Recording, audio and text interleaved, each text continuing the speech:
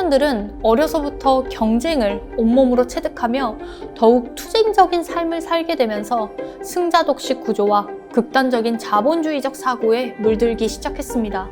이러한 특성은 두 가지 결과를 낳았습니다. 첫째, 청년들이 수도권에 집중적으로 몰려온다는 것입니다. 통계청이 발표한 내용에 따르면 2022년 수도권 인구는 2,605만 3천 명으로 전체 인구의 약 50.5%를 차지했습니다. 둘째, 경쟁에 몰두하게 되면서 가족이나 결혼 등 기존의 가족주의적 가치도 변화해 가족은 자신의 삶에 있어 덜 중요한 것이자 심지어는 생존에 있어 불필요한 요소 혹은 장애 요인으로까지 인식하게 되었다는 것입니다.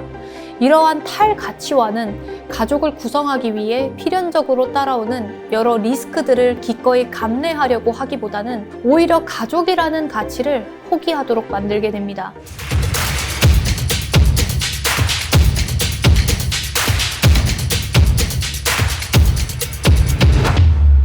현재 대한민국의 난제 중 하나가 바로 인구 문제입니다.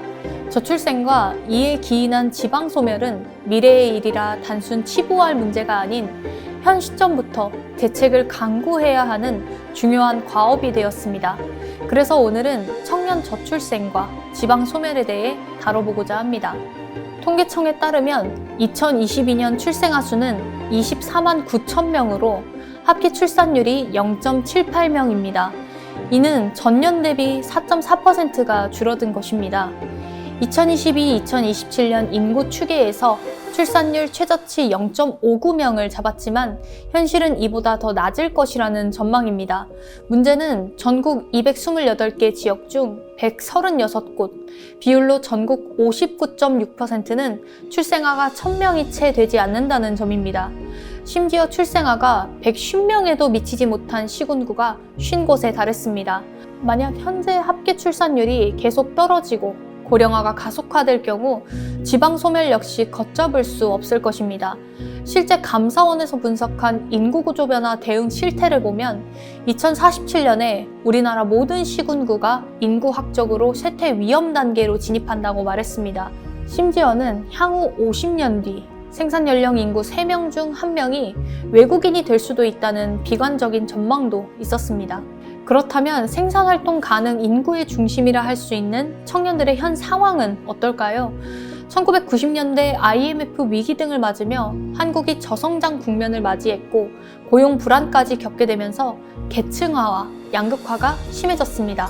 이후 정규직 취업이나 경제적 안정의 기회는 점차 줄어들었고 갈수록 치열하게 경쟁해야만 살아남을 수 있는 환경에 직면하게 되었습니다. 이처럼 청년들은 어려서부터 경쟁을 온몸으로 체득하며 더욱 투쟁적인 삶을 살게 되면서 승자독식 구조와 극단적인 자본주의적 사고에 물들기 시작했습니다. 이러한 특성은 두 가지 결과를 낳았습니다. 첫째, 청년들이 수도권에 집중적으로 몰려온다는 것입니다. 통계청이 발표한 내용에 따르면 2022년 수도권 인구는 2,605만 3천 명으로 전체 인구의 약 50.5%를 차지했습니다. 남들보다 더 많이 배우기 위해 혹은 높은 급여와 회사 복지도 좋은 곳에서 일하기 위해 교육, 일자리, 문화 등의 인프라가 훨씬 잘 구성되어 있는 수도권으로 온다는 것입니다. 이로 인한 문제는 지방에 있는 청년들이 이탈함으로 인해 지방 도시 활력이 저하되면서 병원, 학교, 학원, 문화시설 등 사회 기반 시설의 붕괴로 이어지고 있는 것입니다. 머지않아 청년 유출로 인해 지도에만 존재하는 지방 도시들이 나타나게 될 가능성이 매우 큰 상황입니다. 둘째, 경쟁에 몰두하게 되면서 가족이나 결혼 등 기존의 가족주의적 가치도 변화해 가족은 자신의 삶에 있어 덜 중요한 것이자 심지어는 생존에 있어 불필요한 요소 혹은 장애 요인으로까지 인식하게 되었다는 것입니다. 이러한 탈가치화는 가족을 구성하기 위해 필연적으로 따라오는 여러 리스크들을 기꺼이 감내하려고 하기보다는 오히려 가족이라는 가치를 포기하도록 만들게 됩니다. 여성의 경우 여성의 사회 진출이 확대된 현대 사회에서 경력 단절은 엄청난 리스크로 작동합니다. 여성의 경제적 손실과 커리어 손상으로 인해 결혼, 출산, 육아를 꺼리게 되는 것입니다. 그리고 남성의 경우도 마찬가지입니다. 결혼 시 남성이 집을 마련하고 가정의 경제적 부담을 져야 한다는 한국 사회의 통념적인 사고로 인해 남성 역시 결혼 출산 육아를 기피하게 되었습니다. 정리하면 청년들이 경쟁에 뛰어들 수밖에 없는 사회적 환경으로 생존 투쟁적 성격이 강해지고 연쇄작용으로 수도권 과밀과 지방소멸 그리고 기존 가치와 통념을 벗어난 탈가치화가 대두되어 비혼과 저출생이 급증하게 되는 것입니다. 그렇다면 이 문제를 어떻게 해결해야 할까요? 먼저 청년 복지 재정을 크게 확대해야 합니다.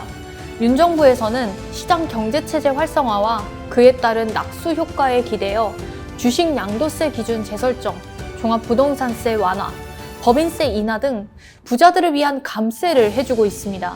지난 통계청이 발표한 가계동향 조사에 따르면 고소득층과 저소득층 간 소득 격차는 더 벌어졌다고 합니다. 이러한 상황에서 복지재정 확보를 위해 늘려야 할 세수가 오히려 부자 감세하느라 줄어들었고 그에 따라 기존 청년복지 예산이 감소하여 복지 혜택이 줄어든 것입니다. 청년들이 최소한 의식주 문제만큼은 해결할 수 있도록 복지재정을 지원해야 합니다. 그리고 지방 분권에 기초한 지역 맞춤형 복지가 늘어야 합니다. 국민 전체를 대상으로 평등하고 누구에게나 똑같이 적용되도록 설계하는 중앙정부 복지 시스템과 별개로 지역사회 특성이 적절히 반영된 지역 복지 혜택을 통해 복지 사각지대를 줄여나가야 합니다.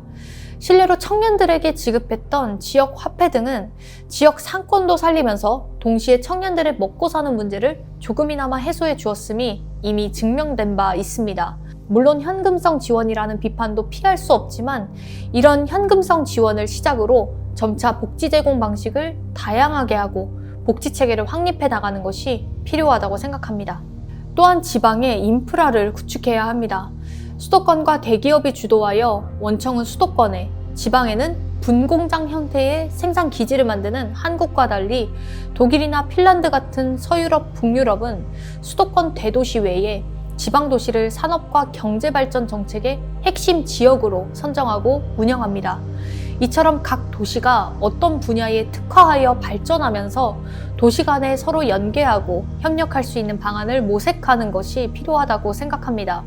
그리고 지방대학 등 교육체제를 활용하여 기업과 대학 간 상호협력으로 산학 네트워크를 형성하고 이에 대해 기업의 실질적인 인센티브를 제공하는 것도 하나의 방법이 될 수 있을 것입니다. 청년 저출생과 지방소멸을 떼어놓고 볼 수 있는 게 아니듯이 서도에서 언급한 청년들이 가진 각 개별화된 문제는 다 얽히고 설켜 있습니다.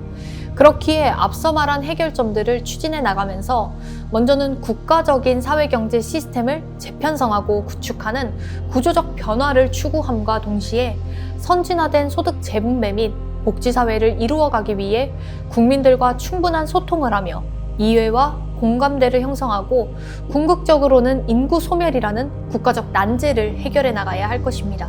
현 한국 사회의 인구 감소와 지방 소멸 위기는 국가적인 문제의식과 합의점이 마련되지 않으면 해결할 수 없는 사안입니다. 그러나 과거부터 지속되어 온 여권의 지역 갈등 조장 및 지난 대선 때 불거진 남녀 갈라치기 정치, 그리고 부자 감세 등은 해결점을 찾기보다는 오히려 문제를 악화시키고 있는 것입니다. 인구 감소 문제는 정쟁의 도구가 될 수 없는 사안입니다. 대한민국의 미래가 걸린 문제인 것입니다. 추가적으로 말씀을 드리면 386 세대의 등장 이후 계층별로 고착화된 주거 문제와 소득 분배 문제 역시 심화되고 있습니다. 386 세대가 대거 사회에 진출할 당시만 하더라도 일반적으로 안정적인 일자리가 보장되고 고정적인 소득을 얻을 수 있었기에 나름의 자산 형성이 가능했습니다. 또한 중상위층의 경우 국가 발전으로 인한 경제 규모가 커지므로 그들의 부의 증가 속도는 가히 상상할 수 없을 정도로 커졌습니다. 여기서 문제는 그 커진 부에 대한 상속이 최근 수십 년간 이루어지며 현 2030 세대 역시 양극화가 심해지게 된 것입니다. 과거에는 개천에서 용이 난다는 속담이 곳곳에서 들렸지만 현재는 이러한 속담이 우리 사회 속에서 사라진 지 오래되었습니다. 이처럼 다양한 원인들로 인해 발생된 미혼자나 비혼자가 증가하고 결혼한 부부 사이에서도 자녀를 낳지 않으려 하는데도 정치권에서 이 부분을 일률적이고 단편적으로만 보고 정책을 세운다면 재정 지출만 할 뿐 근본적인 대책을 마련하기는 불가능할 것입니다. 반드시 사회학적인 관점에서 저출생 및 인구 문제를 바라보고 이후 경제적 정책으로 해결해야 할 것이라고 생각합니다. 그리고 인구 감소는 국가 안보에도 심각한 영향을 주게 됩니다. 한국 데이터에 따르면 대한민국의 인구 감소 문제로 인해 군입대 대상인 20세 남성 인구는 2020년 33만 4천 명에서 2025년 23만 6천 명으로 2040년이 되면 13만 명으로 급락할 것으로 예상된다고 언급했습니다. 이는 인구 문제를 넘어 안보 문제까지 발생할 수 있는 심각한 사안임을 인지하여야 할 것입니다. 마지막으로 청년들에게 말씀드리고 싶습니다. 갈수록 경쟁 사회가 심화되며 성공에 대한 욕망이 강해짐에 따라 다수는 아니지만 최근 청년들 사이에 성공한 부자들을 보며 롤모델을 삼고 동경하게 되고 이러한 부자나 기득권들의 말에 무조건적으로 또 무비판적으로 수용하는 경향이 있습니다. 그리고 이를 이용하는 보수 언론사들의 편향적인 기사로 인해 보수화되는 청년들이 늘어나고 있습니다. 이제는 현실을 객관적으로 바라보고 서민층과 청년층을 간과하고 무시하는 국민의힘과 보수 언론사들에게 강한 목소리를 내며 저항해야 할 것입니다.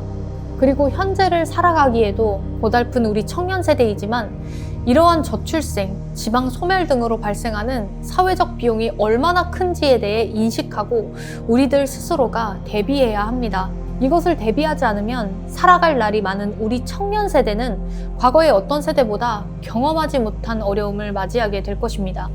혹자는 1950년대 전쟁 시대와 보릿고개를 말하며 어려움을 충분히 감내할 수 있을 거라고 말하겠지만 그러한 라떼 이야기는 현 상황에 맞지 않습니다.